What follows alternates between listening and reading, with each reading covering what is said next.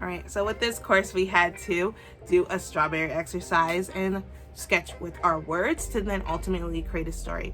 So the things we had to do was first look at the fruit and write a description. And then we had to touch it and hold it and feel it and do a description for that. Then we had to smell it to see what types of smells we got from it. Then we had to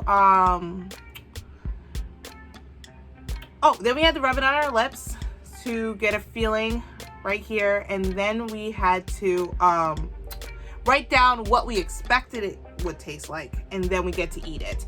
Each session of it, aside from the eating, so each of these that I mentioned here only are 2 to 3 minutes, I think maybe 4 minutes in each section. So we had to write really fast. This one I think was 10 minutes, the last one was 10 minutes. But the idea is that you, as a writer, you're trying to write like subconsciously, if you will. At least that's the impression I got, was this idea that like our greatest inspirations and our greatest ideas come from not when we're focusing extremely hard on what we're trying to write, but really just letting it come out. So it's like almost like you don't really know what you're thinking about. You just think of like, what's the first thing that comes in your head? Write it down. What's the next thing that comes in your head? Write it down.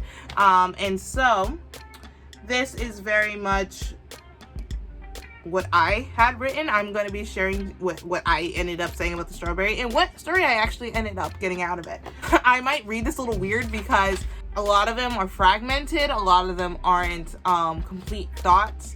Yeah, so I'm going to try my best to read this because part of the assignment wasn't necessarily to correct your work, because remember, this is brainstorming in a different way. So here is my strawberry exercise.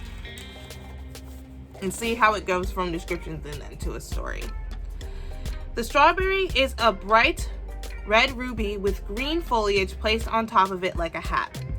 As the sun glistens on its bumpy red skin, the seeds placed in a particular spot as if there was tension between the seed and the actual skin itself. Almost like the skin is taut, straining to keep the seeds in their place. Its soft, cone-like appearance makes it enticing to eat, wondering if it's sweet or juicy. The strawberry's flesh feels smooth and bumpy. There is a sense of fragileness, as holding the strawberry any harder will cause it to break. The leaves are scratchy and irritating to touch. The smell is sweet with a slight after smell of something that smells like a root, a sign that it's a plant. A smell you would associate with greenery. It first reminded me of a chemical smell, like a cousin of chlorine. My lips feel the smooth divots on the strawberry. I'm excited to bite into the strawberry and taste the sweet nectar. As the strawberry breaks down in my mouth, the seeds will move against the inside of my teeth, giving a sensation of a crunch as the sweetness lights up my taste buds. Like an extreme heightened version of the sweet smell, I smell a sense of almost a smooth plastic feel along my lips. As I swallow, the nectar will radiate its sweetness throughout my whole body. Now this is when we actually bit into the strawberry, and then this is when I start trying to mesh it into a story. I used to like strawberries growing up, the sweetness. I associate strawberries with my father, whose go-to dessert was strawberry shortcake. I was always fascinated how fruit could be so vibrant in color, like candy. The freshness that comes with the strawberry, leaving you with wanting more. The personality of a strawberry is one that is charismatic and entices you in and draws you in to see what it's about. When you plunge in and take a bite, its personality is one that is light and never burdensome. It leaves you wanting more. That's how she left me, wanting more. How did you do that? Your vibrancy drawed me in. I couldn't look away. I almost felt like I was trespassing on something sacred, like I needed to ask for permission. When you let me in, I came out feeling refreshed and light. I wanted more. I needed more. And now you're gone. So now every time I eat strawberries, I can't help but cry. And that is it. That's all I had. And that could easily take you to a story, maybe about some guy who got dumped by this crazy outgoing girl that really lit up his life, or other things. And so you could really go anywhere from there. But imagine all that from just looking at a strawberry. I thought that was really cool. So that is the exercise and how I did it. And then after, we will be picking another object and I'll be trying to do another thing with it. So, bye! Alright, so we're about to get started with the exercise, and so I have all my stuff out and I'm waving hi to everybody. I decided for this exercise to use a black scrunchie that I had. It doesn't have to be this, you can use whatever you want, but for the sake of this, I'm using the scrunchie.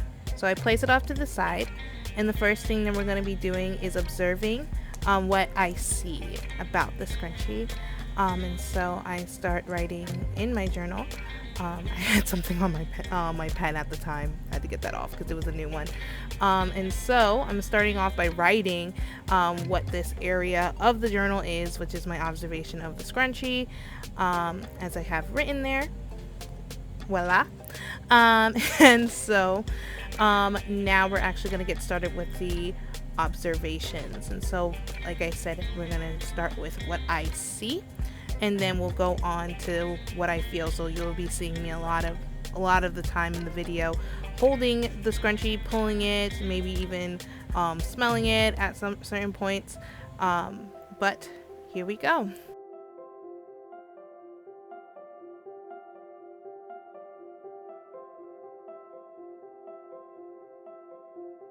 As you can see, I went to the page before it, and then I would skip to the next page after the one I just wrote, like now, and that's okay.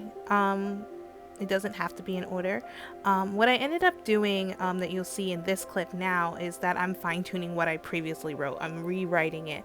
Not timed, but I wrote it in a different perspective, and I wanted to change it up. So I added another character, and so that's me trying to incorporate both perspectives into it.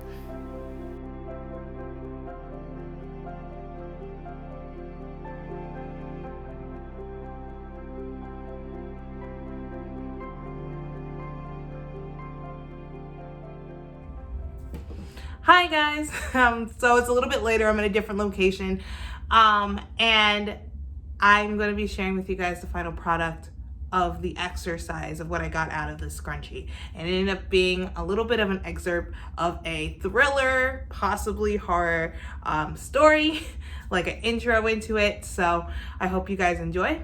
And this is what I got from the scrunchie. All right, I'm going to read it off of my paper here. He was discarded like an object that was forgotten. How could they do this to him? After all he had done for them? He didn't need them. They don't even deserve him. He walked through the park just trying to cool off his head before a frantic woman nearly knocked him over. "Watch it," he yelled out at the woman before getting himself back up. The distressed woman barely noticed his presence and murmured a garbled sorry as if to make up for what she had done. He was not taking that sorry excuse of an apology and followed the woman. The woman was cursing to herself. She frantically started looking around the path. Now, he was debating whether or not to help her. He took a moment to take a better look at her. Her clothes were cut up and torn and frayed around the sides. She wasn't wearing shoes. Clearly, she wasn't sane because she had herself shoulders deep into bushes. As soon as he wanted to step in, she stopped abruptly like something else immediately caught her attention. She looked at her watch and started to try to calm herself down. What time was it, he thought? 9:31 p.m. Immediately, something started ringing. A phone? The mysterious woman's face went exhausted to sheer horror. She hesitantly followed the sound. He followed her as well, not sure what to do to help her. He already felt weird having stalked her for the past 3 minutes without saying a word. She took him to a picnic bench. For a moment there, she just watched the phone ring. Just answer the damn phone, he thought. She hesitantly reaches out and wraps her delicately long fingers around the phone.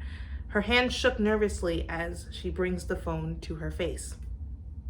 "Hello?" she says in a way as if she meant to sound confident, but her voice gave her away. She started crying. "I'm sorry, please. I won't do it again. No!" She shrieks loudly into the phone. She hangs up and throws the phone into some bushes. She runs off in a panic and disappears out of sight. The man got out of hiding to try to get a better look as to where the woman was going, but he was completely distracted by the sound of the phone. It's ringing again, he thought. He started walking towards the sound and reached his hand into the bush and pulled it out. The phone stopped ringing and had one missed call. The lock screen was completely black that said in white bold letters, password 156170. So as he was instructed, he put in that code 156170. The phone opened to another black screen with one app, a timer.